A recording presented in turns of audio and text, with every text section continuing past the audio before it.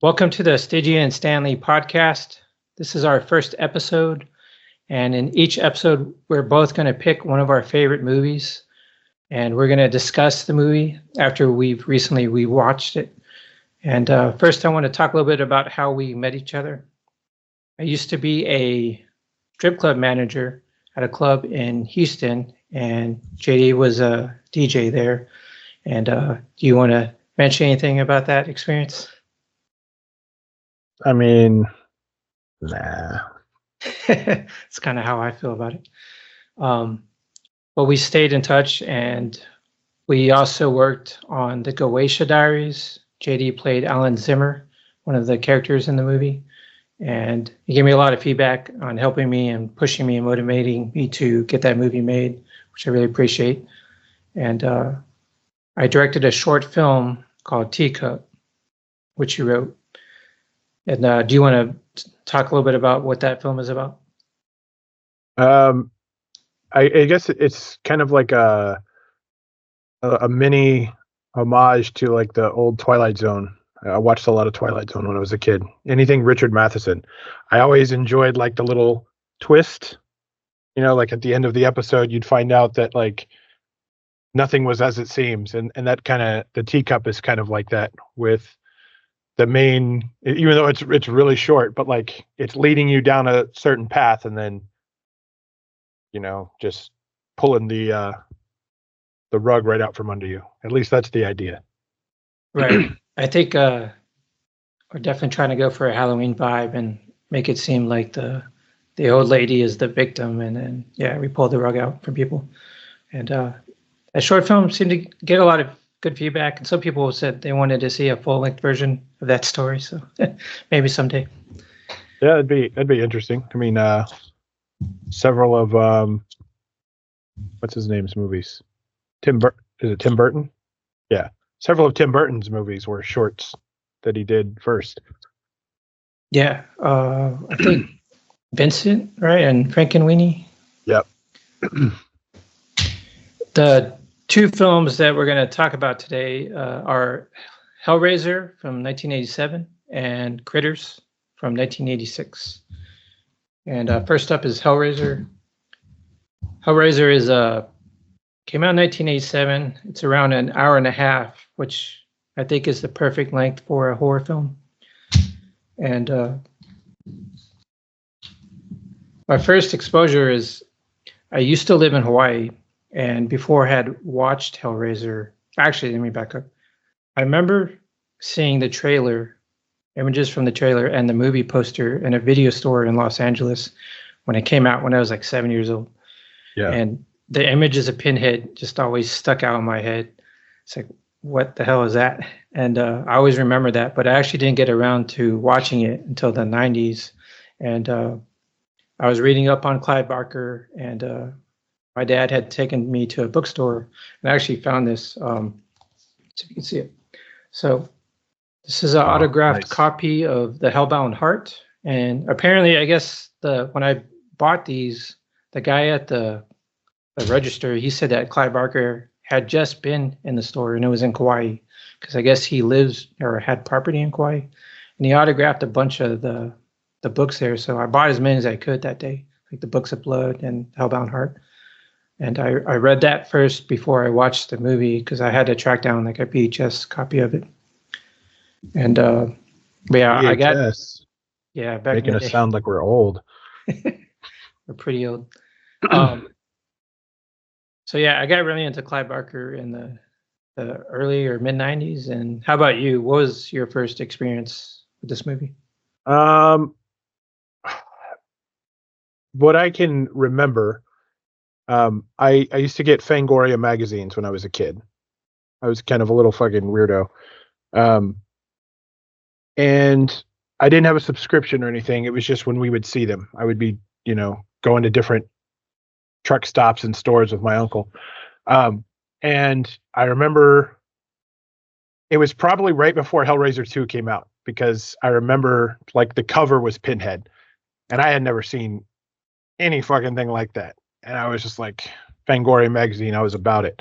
And I think they were like $3 back then, but even that was, you're asking your parent or your uncle, like, hey, I need this. They're like, so I got that issue, and I remember looking through it, and just some of the imagery they showed in the box, I was just kind of blown away. Like, what the hell is this? And all the horror that I watched up until that point was like, like Critters, Gremlins, kind of the hokey stuff, Monster Squad. So like, I think I was probably 8 or 9. It probably was just before 2 came out. But yeah, it was kind of a new concept. Obviously, everyone knew who Freddy Krueger was. It was like at that point in time, Freddy Krueger was like the scariest thing I could possibly imagine. Yeah. You go back and look at it now, it's kind of hokey almost. But when I saw that cover, that was my first introduction to it. And like a few of the images, like flipping through this Fangoria magazine, was like, didn't give me nightmares, but it was just like imagining this person. Like, all of a sudden, Freddy Krueger, Jason Voorhees, they didn't seem scary anymore. Yeah. This guy, what was his deal? It was kind of just like an obsession almost, even though I had never seen the movies. One of the things that I read that Clive Barker said was Pinhead kind of came out in the time or the era of Freddy Krueger, Jason, and Michael, and the studio was pushing him to kind of have a main killer that was like that, but he wanted to have his main villain be like more articulate and intelligent, and so he went in a different direction, which I think is perfect for that character. I can't imagine anyone else besides Doug Bradley playing that character. Yeah, it's definitely one of those characters where it's hard. It's the same thing with Robert Englund as Freddy. Like, you can't replace him. Yeah, at some point I know they're going to do a full reboot, and I don't know how I feel about that. It bothers me. They probably won't do it until after Clive Barker is, long gone. But at some point they're gonna try to reboot the series. And I can't imagine a person that I can think of now kind of like filling that character. He has a lot of presence, and I read that they dubbed some of the actors' voices because it was shot in England, but they wanted to dub it for an American audience. But when they heard his voice, Doug Bradley's, they're like, no, let's leave his voice alone. He sounds perfect. Yeah, he did a really good job. And let's see, I have some notes. I noticed one of the actors that's in the movie that plays not Frank, but the husband. Yeah. I recognize his face. I had to look it up, but he played Scorpio in Dirty Harry. He was the serial killer in that movie. Yeah. I for sure saw Dirty Harry before I saw Hellraiser, so he's pretty recognizable. I think his name is Anthony Robinson or something like that. It was weird to see him play like this kind of goofball at the first part of Hellraiser, before what happens.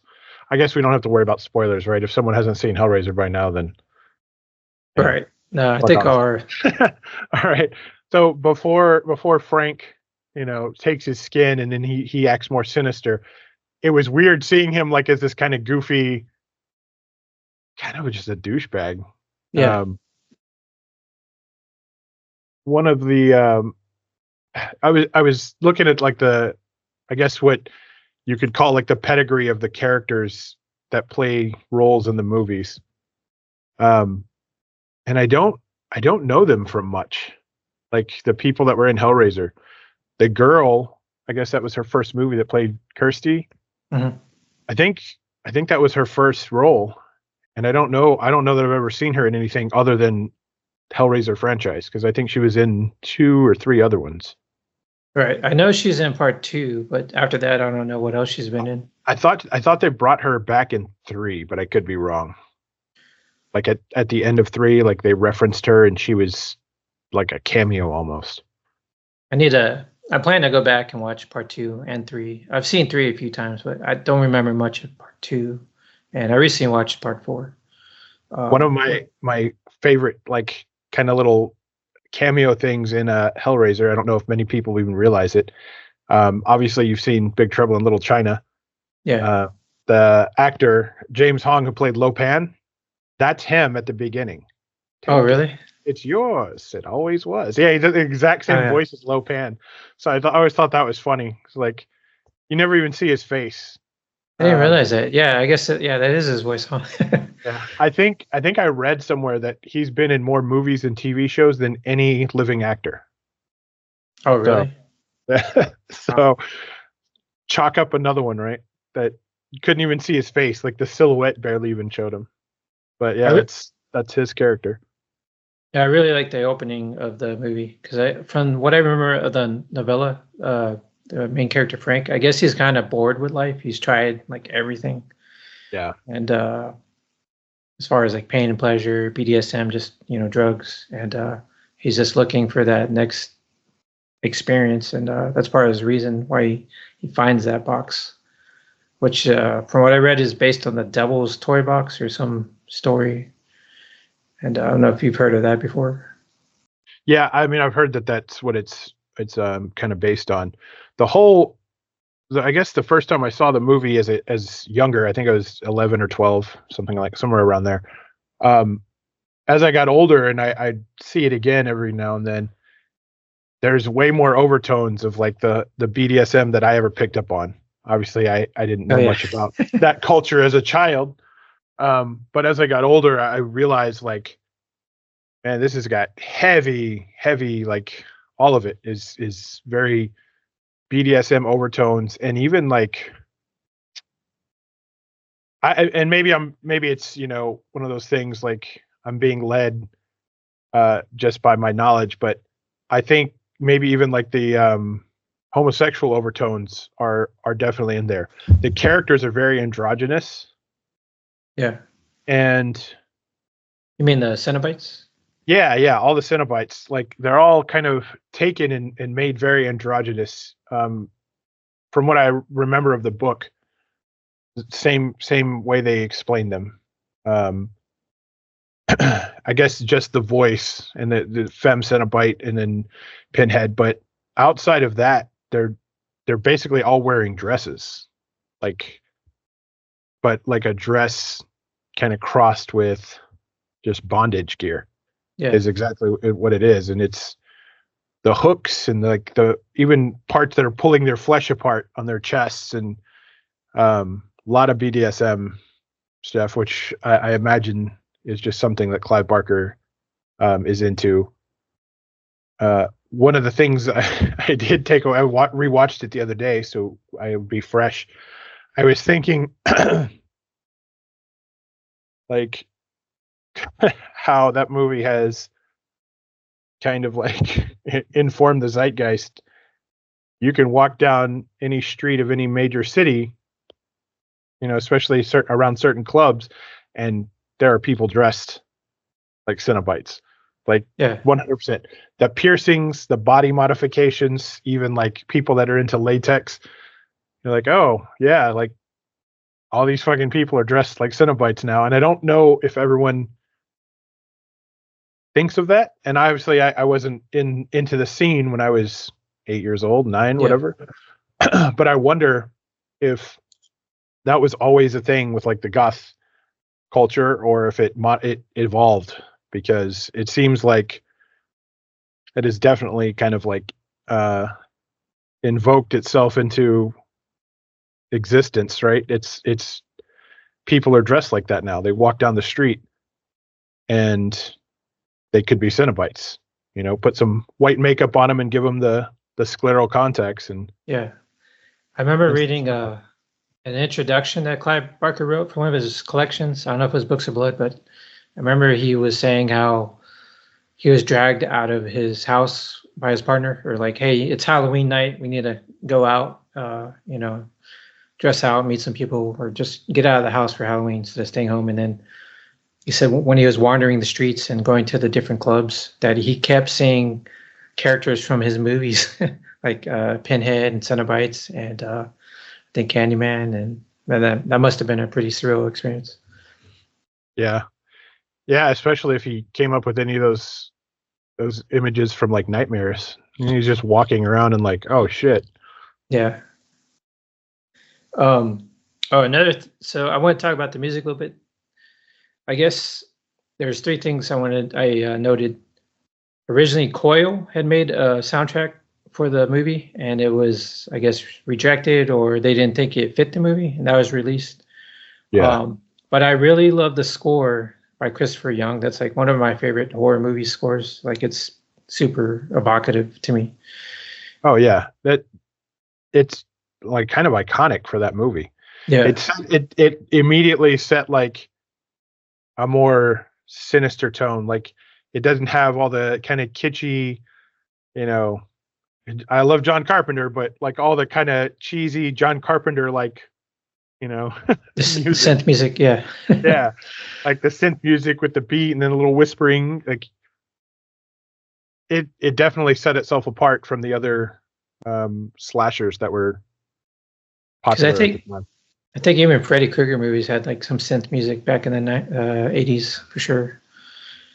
And then I heard the phrase in the movie when I rewatched it the other day, "Come to Daddy," and I was like, let me look this up. And I searched "Come to Daddy" Aphex Twin, and sure enough, he's like, yes, I got that title, and I Want Your Soul from that movie. I thought that was pretty cool. Yeah, that I used to do lots of drugs and listen to Aphex Twin. that song was definitely one of the ones that would be playing in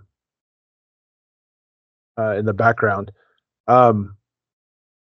That line, that "Come to Daddy," like, again, as a kid, I wasn't picking up what they were laying down. Then, you know, reading the book as you get older, and then you watch the movie again, and you're like, oh shit, Frank fully molested his niece, and like, they never spell it out, but they do everything but spell it out. Yeah. And it just, I don't know if it was intentional, but as I was rewatching the movie, I realized that nobody dies that isn't kind of a shithead. Yeah. Like, even her father, he's a bitch. Like, he treats his wife like shit because, like, she didn't want to go get beer for the guys. Yeah, like, he was kind of a dick, and like, yes, I'll go get it. And then, like, rolling his eyes at her. It's like, I don't know if that was all intentional. If Clive Barker was like making sure that, like, oh, everyone who dies is a piece of shit.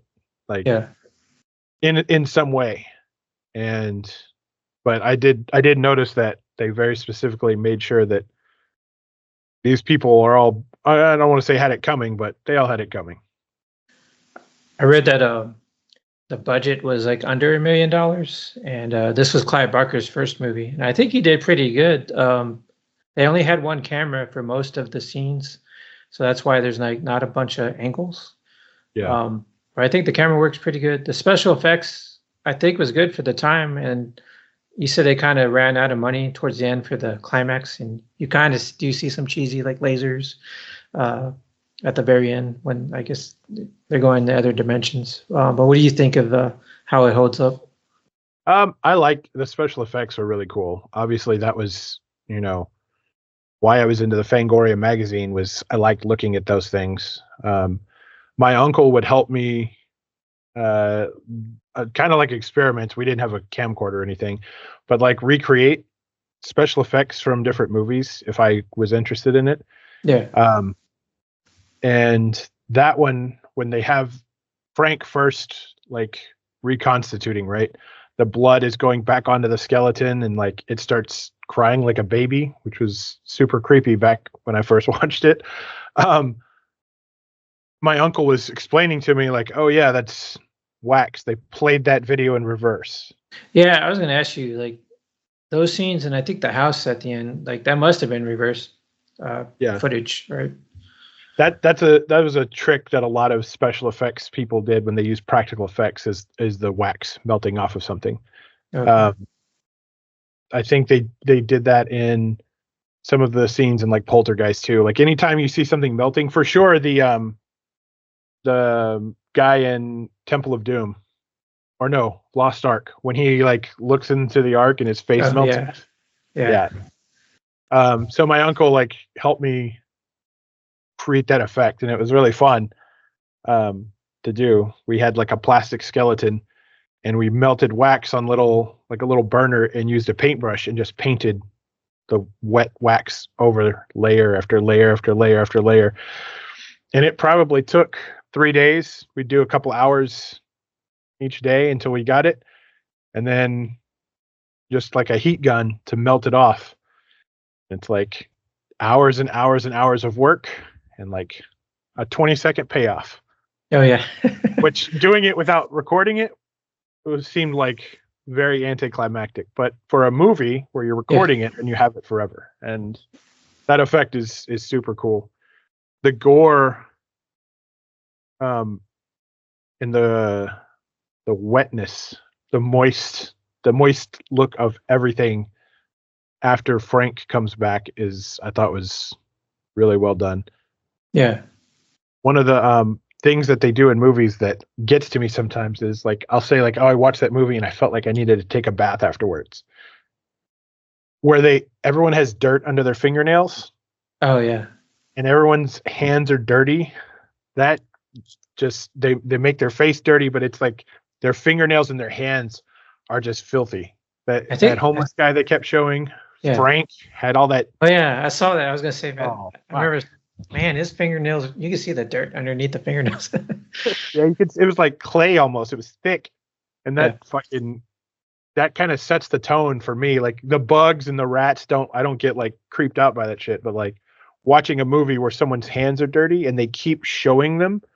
Like they showed Frank's hands on several occasions up close, like how dirty they were. And then the homeless guy when he's eating those grasshoppers, right? They show his hand and it's just filth, and like that whole room covered in what looked like filth. And I think that definitely sets like it's a very atmospheric, right? Because like you see a horror movie and take away like the gore scenes from like Texas Chainsaw Massacre, it doesn't seem nearly as scary, right? Yeah.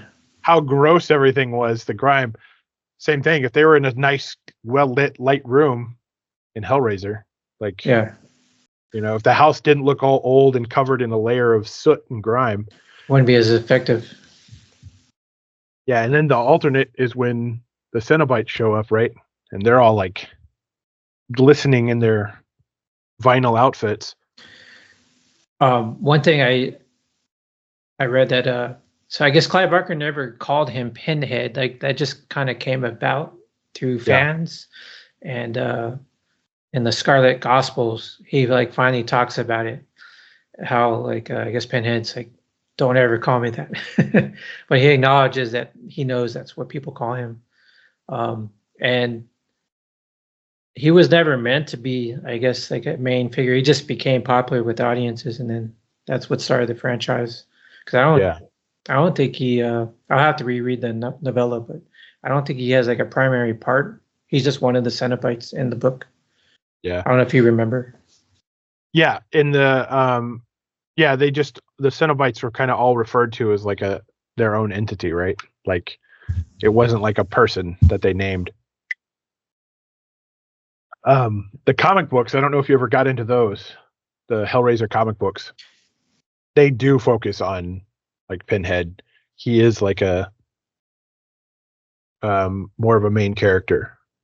I feel like also in the franchise after like part 3, where Clive Barker was having less and less to do with what was going on, they tried really hard to turn Pinhead into that, one-liner delivering. Oh yeah, like a Kruger type. Yeah, it was unfortunate to see that, because it could kind of take the mystery away. Yeah, it does. And then like the delivering one-liners, like being in the church and like Jesus wept, like come on. Freddy Krueger was much scarier, I think, in 1 and 2 before he just started cracking too many jokes. Yeah, and then he had a TV series too that was very. It was. I don't know if you remember it. It used to. Yeah, Freddy's Nightmares. Yeah, it was almost like a Tales from the Crypt, and he was like the Crypt Keeper host. Yeah. All that was just. I'm sure studio people. They had they knew they had a money machine and they just wanted to. We gotta monetize this somehow. They did the same thing for Pinhead and Hellraiser, and I mean it worked. Yeah. For a while in the late '90s, early 2000s, you went into any. Was it Hot Topic or what was the other place? Spencer's. Yeah. There was bobbleheads. There was fucking everything. When you look online now, you can like keychains and fucking, t-shirts. T-shirts. Some fucking fool probably got a full-size 1-to-1 scale puzzle box tattooed on his leg. So I will say I kind of want one of those puzzle boxes in my office now, like a little replica. I have a large one somewhere. It's over on the shelf. It's oversized, but it was like a limited edition from Best Buy. Oh, nice. It came with like I think Hellraiser 1, 2, and 3, or 1 and 2 and Blu-ray, and it comes apart like the sun rays it comes apart like that. So it's kind of cool. Oh, that's pretty cool. It's really big, and I don't know that I've ever actually watched those Blu-rays because I already had the movies. Yeah. But I just bought it because it was on. Yeah, I was just walking by and it was on clearance, and it was just the box. It was like a huge oversized print of the box. Oh, that's awesome. But I've had that forever, and it was pretty cool. I used to have a Pinhead bobblehead. I have no idea what happened to it. Oh, one other thing before I forget. I think this is one of the few, like, what I consider daytime horror movies. Because there's a lot of daytime scenes. Like The Shining I guess would be one. There's just a ton of scenes during the day. I was trying to think of other daytime horror movies, but I feel like that's its own little subgenre in a way. Yeah, I mean, the movie was basically a haunted house movie. Yeah. Right, because the Cenobites never, as far as I remember, they didn't show up anywhere outside of in the house. It might have been a scene where they showed up in the hospital. I could be mixing that up with part 2. I probably am. No, there's a scene at the hospital at the end, I think. Yeah.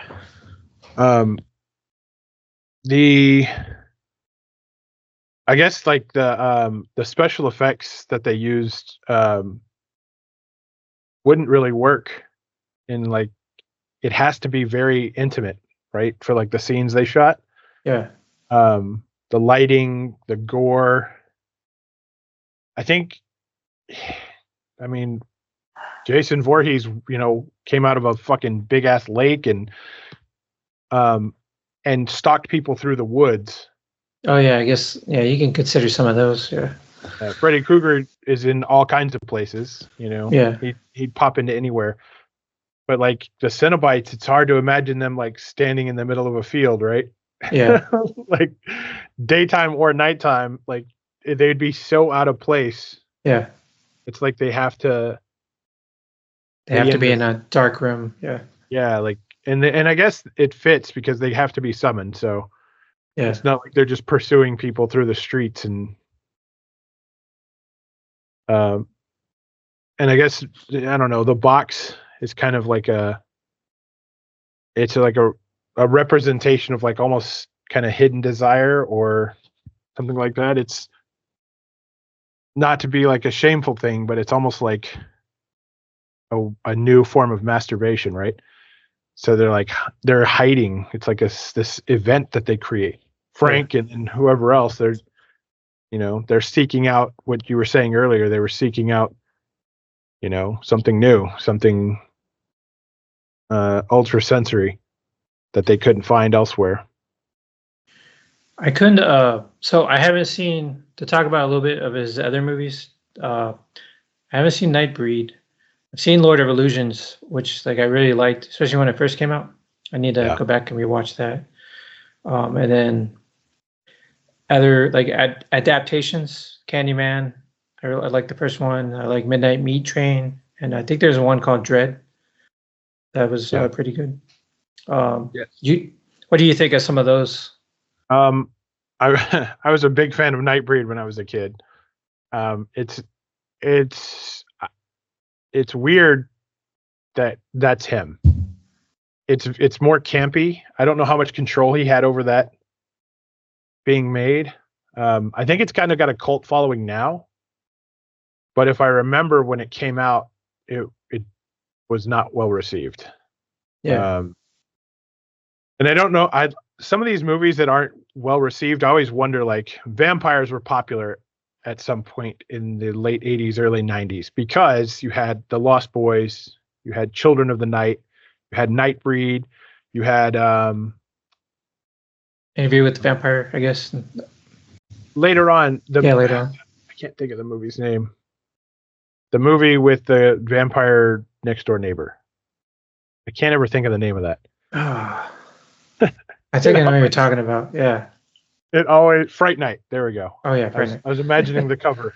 Okay, Fright Night. All those movies kind of came out like rapid fire, one after the other. And it was just vampires were popular, and I just think Nightbreed kind of was a little too niche for people.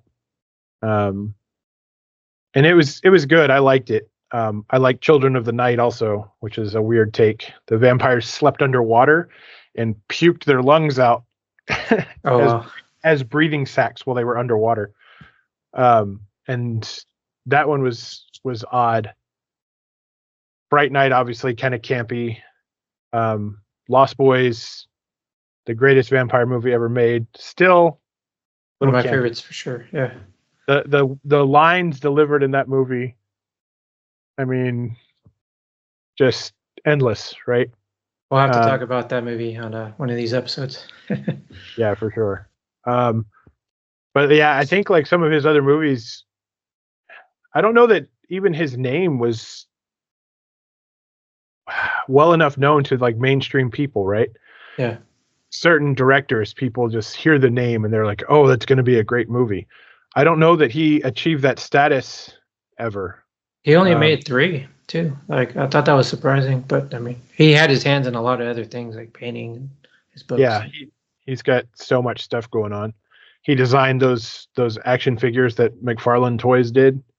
I used to have one of those, but I don't know what happened to it.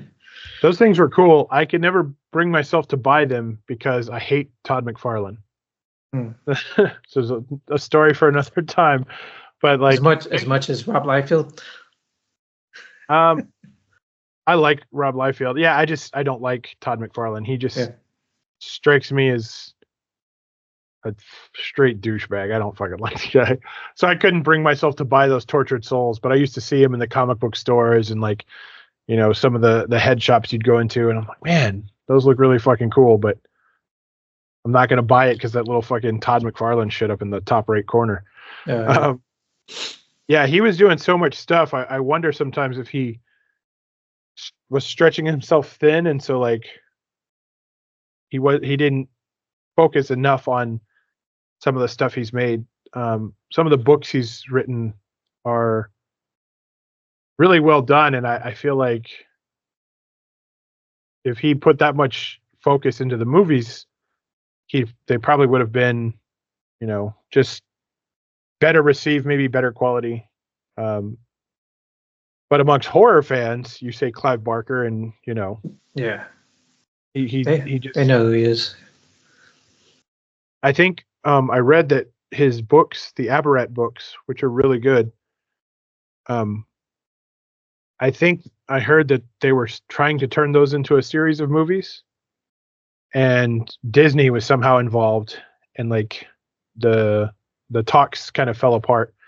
But that was like a long time ago. I feel like maybe Disney now, he might be able to get something done.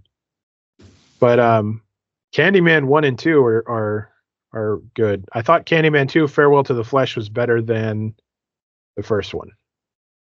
Just because the first one did not explain very much. Yeah. And like, how did this guy come to be? He was such a specific character, right?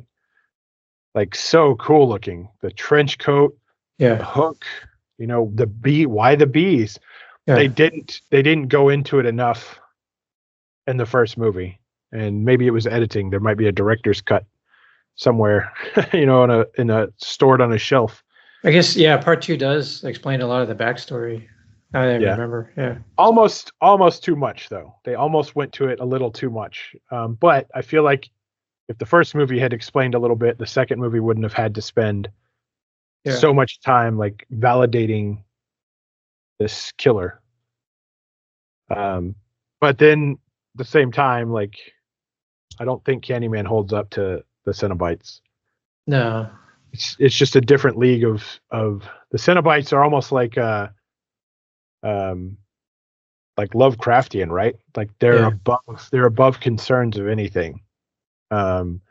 Whereas I would say that Candyman he's in the league with Freddy and Jason and Michael. Yeah, Candyman's not up there. He's a slasher. He's not as, and kind of petty. All the slashers are very petty, right? Yeah. Oh, you live on a street I don't like, so I'm gonna kill you. That's what did you think of the Midnight Meat Train? Have you seen it? I did see it. I liked it. It seemed super low budget, which was kind of unfortunate. And I think that's one of the stories in the Books of Blood, if I remember. Yeah. It was good. Some of the scenes were a little, I don't know, cheesy. Some of the character, like just the side characters that got killed, were just kind of like a little, I don't know. It takes me out of it sometimes when there's like one character that's just awful. There was like a guy, the UFC fighter that was in. Oh yeah, Rampage. Yeah, like that scene was just like, why did someone owe him a favor? Like, I don't understand why his character was even in there, and like that whole scene where he's like trying to like go someone into a fight just seemed very. I think he was probably at the peak of his popularity at the time, and his agents maybe like got in stuck him in made there. It happen. Yeah, but I like Bradley Cooper in it. I actually think he looks like a young Clive Barker a little bit. That before he became popular. But I have a soft spot for that movie. One of the things that's funny to me, I made a note of it. Frank, the way Frank looks, before he, all flesh and is what Clive Barker looked like, a couple of years ago. Last time I saw him, I'm like, oh, he turned into Frank from Hellraiser. It's kind of sad as like I was watching interviews, when he was younger, and then you watch how he is now. It's like, it's like that's the same guy, Well, he got rid of, I think, the polyps he had on his voice box got removed.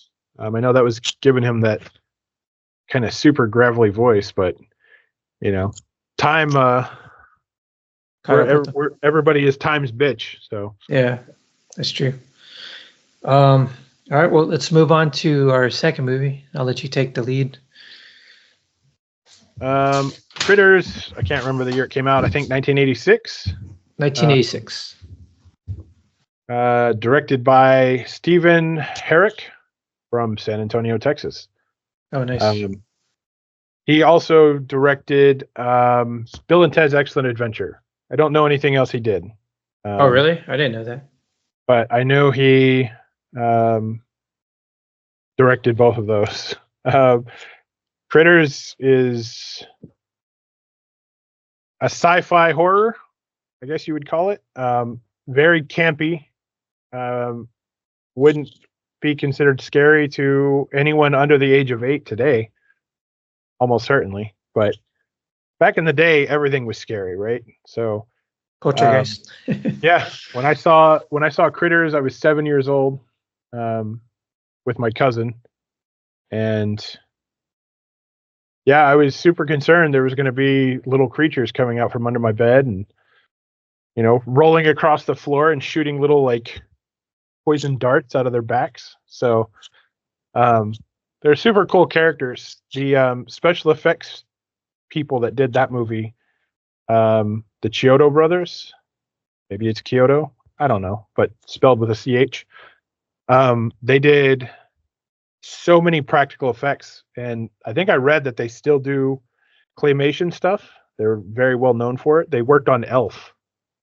Oh, The really? last thing I remember hearing they worked on. But like they did all the creature effects for all the Critters movies. Also Killer Clowns from Outer Space and Ernest Scared Stupid, which obviously they reused some of the clowns from Killer Clowns from Outer Space and Ernest Scared Stupid. If you look at the troll with two noses, Oh, yeah. their faces are definitely the same. But those guys are like super cool, like all the type of movies that I just love to watch. Like that, everything is a practical effect. Everything is over the top. Just they didn't even. It's like they don't care like if this looks realistic or not. But I appreciate practical effects over CGI, even though CGI has gotten pretty good. Yeah. There's just something about that tactile, like creatures.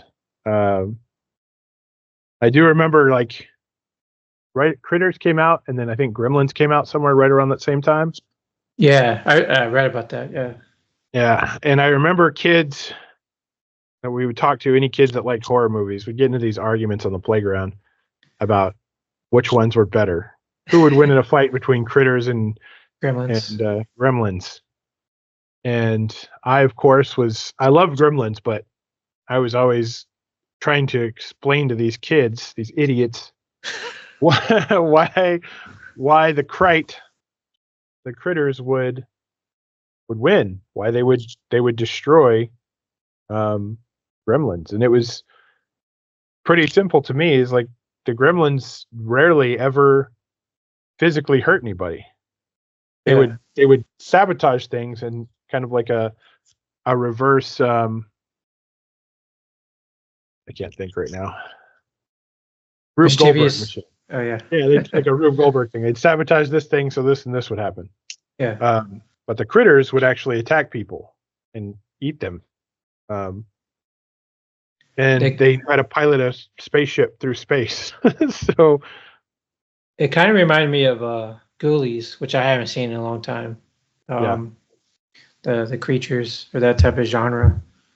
And I hadn't seen it before. You told me this was your pick, so I went and watched it recently, and it definitely reminded me of like the horror movies that were coming out in the 80s, like Monster Squad and Ghoulies, and the music too. Like it definitely felt like a Steven Spielberg type movie. Yeah, and I really love that score. But yeah, I really enjoyed it, and that I bought the soundtrack on a cassette tape for that movie. That's how, cassette tapes, if anyone knows what those are. I bought that soundtrack for that cassette, or the cassette for that movie, just so I could get that movie Power of the Night. That like kind of. Oh yeah. And it's like the way that the old soundtracks were set up, it was like the song number one was, the scene where this guy and this guy are running here. And it was just like background music. It wasn't like movies now where there's always like a full soundtrack to the movie. And the only song I think that was on that whole cassette that was actually a song was the entire version of that Power of the Night. When I heard that song in the movie, I was like, oh, now I know why JD loves this movie. Yeah, like that was definitely a draw, like that. And it was funny because like I remember kids arguing whether or not that guy was real. Like the guy who sang the song, like they're like, oh, he's not real. He's not a real musician. And then kids arguing that he was. I knew he wasn't, I think only because the guy at the little record store that used to sell me weird shit told me that he was just in the movie. He wasn't like a real guy. Yeah. He's the guy that tried to convince me not to buy Thor's albums. Oh, really? I bought them because the covers look cool. I was like, anything that looked like Sword and Sorcery, Dungeons and Dragons, I was going to buy it. So, the first cassette tape I ever bought was November Coming Fire by Samhain, Danzig's second band. Oh yeah. And I bought it strictly because I thought the cover looked badass. What did the cover look like? It's like it's like not a purple, an orange, like kind of skyline. And then it says Samhain across the top of it. And it was the typical, the skull, the Danzig skull, but like on a skeleton body. And I think there was maybe jack-o'-lanterns at the bottom, like silhouettes. Oh, cool. And I was like, I don't know what this is, but I'm buying it. And, that's how I got into, I guess, a lot of the music that I started listening to was with that, And then the guy at the store always trying to tell me not to buy certain things. Don't buy Thor. You don't want that. That guy's a fucking loser. I'm like, he bends metal on stage. Like, That's pretty badass. Yeah, like he no shirt. He's all muscular and he like bends steel bars on stage. Like, you can't tell me I'm not going to buy this. But yeah, that movie like had that kind of I guess feel to it. Is again like the Lost Boys, that had the kind of the 80s hair metal rock going on. And I guess the pedigree of the people that were in that movie is like really serious. Oh right? yeah, I wrote down some notes. Like I saw Billy Zane and Lin Shaye, Shaye from the Insidious movies. Like holy shit, they're super young in this movie. Lin Shaye probably has the biggest like horror movie pedigree of anyone who's alive right now. Yeah. Really, she's in so much stuff. The mom, she was in The Frighteners. She was the girl locked in the institution in The Frighteners. Oh. And she was in the first Howling. And man, what else was she in? I think she was in Cujo also, and probably some other stuff. But she was in a few of the Critters movies. Like she was in the first one for sure, and I think she was maybe in the third one, and probably in the second one also. That the boy, the red-haired boy, the only thing I know him also from is Adventures in Babysitting. But he's also in all three Critters. Okay. The lead actor, the boy? Yeah, the redhead kid. Yeah, I was wondering that when I was watching. Like, is he in anything else? Like, because I didn't recognize him, but like I hadn't seen it before. He was probably in some other 80s and 90s movies. But like when I saw Adventures in Babysitting, that's what I recognized him from Critters. I was like, oh, that's the kid from Critters. So I think I saw that movie in the theater when I was a kid. Yeah.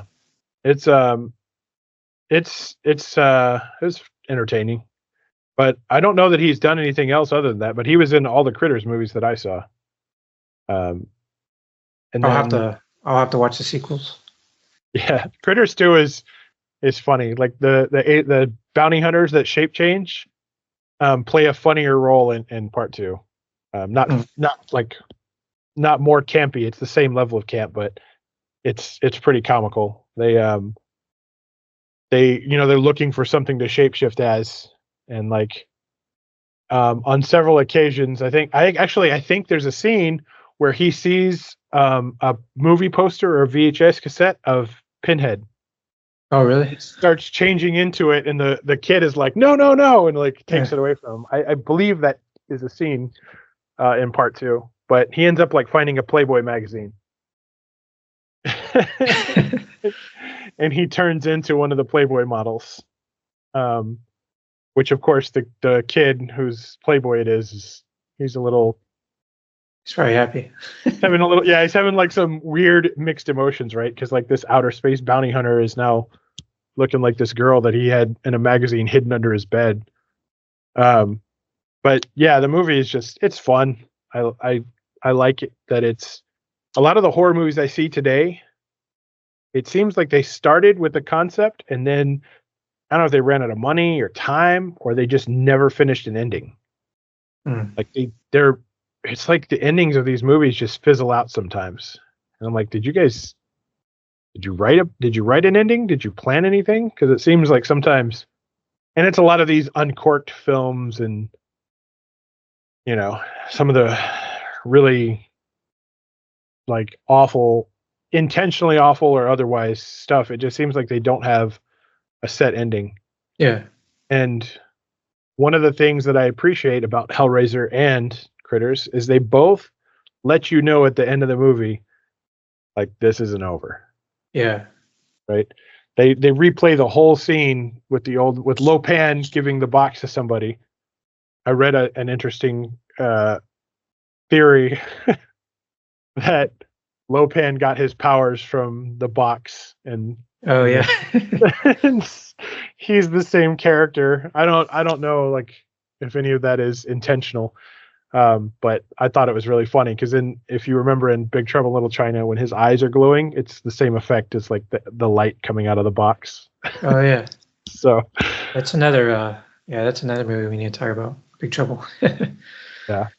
Silly theory, but and Critters, there's like a dig at E.T. right in that one scene. Oh, yeah. I can't remember if that movie came out in the same year or not. No, Critters is after E.T. E.T. came out like way earlier than I thought. I was looking at that the other day. E.T. I think came out in 1982. Oh, okay. And then this is 86, so 4 years. Yeah. Yeah. But it's even I didn't see E.T. until I was maybe 9, but I remember the toys. Like there was E.T. action figures. Yeah. Like to me, now I think about it now, I'm like, how fucking much fun can you have with an E.T. action figure? Like in the movie, He didn't do shit. He just sat there. Fucking alien, like what the fuck? Oh, was it got Elliot action? You like make him pop his little finger up? Like it just seemed like a boring fucking toy. I appreciate E.T. It wasn't one of my favorite movies in the 80s as a kid.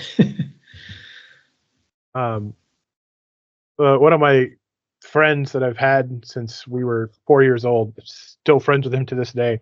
I still sometimes tease him about it because the only time I ever saw him cry was at my mom's house on Christmas. We watched E.T.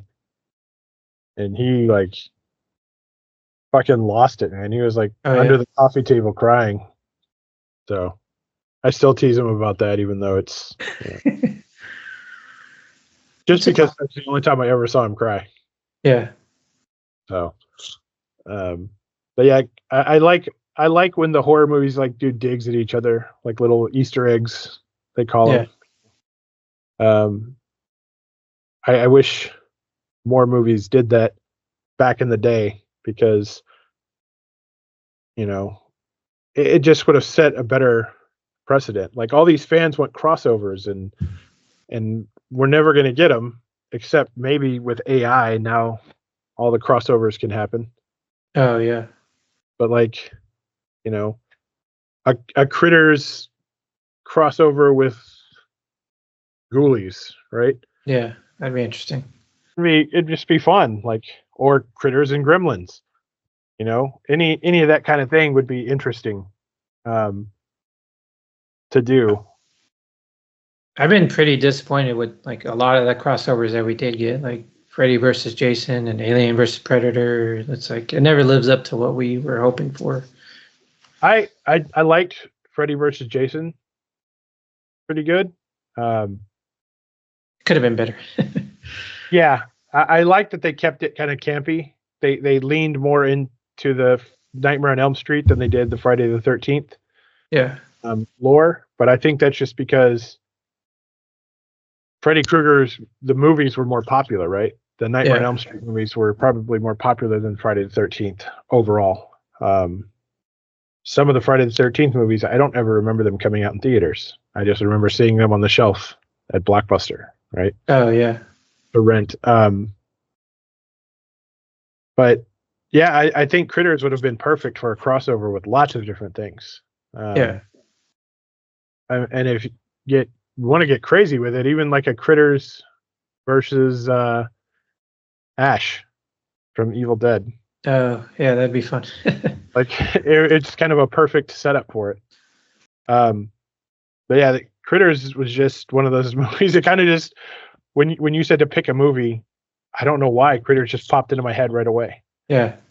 Um, No, I'm glad you mentioned it, and yeah, I mean, I really enjoyed it. Maybe like 10 or 15 years ago, I had a guy contact me, and he wanted like to commission me to make some critters for him. And I was like, all right. I mean, he was paying like a stupid amount of money, so I did it, and Nice. I made him 3 critters. Super easy to make. The sculpt was super easy, and the fur, everything. The thing that I didn't like about the critters, though, their character design, is they all looked like they had like pomade and like a comb flicked their hair back, right? They were too smooth. Like I feel like if they were like more like fluffed out, they would have looked, I don't know, a little more feral. Yeah. And maybe a little scarier. But maybe that's not what they were going for. Maybe they didn't want it to be too scary. And again, that could have been. They knew kids were going to watch it. Yeah. And like you're looking at merchandise stuff, right? So maybe they were like, oh, if we make it too scary, we won't get that merchandising money. And everything. I don't remember there being Critters toys, but you know, it was the 80s. They would market anything. Yeah. Oh yeah. Stick it on a lunchbox, stick it on a thermos, and call it a day. Yeah, I remember having a Rambo lunchbox. But well, I think that's good for this first episode. There's so many movies I can think of that I want to talk to you about, and definitely look forward to some of the ones that you want to talk about. Some obscure B movie camp.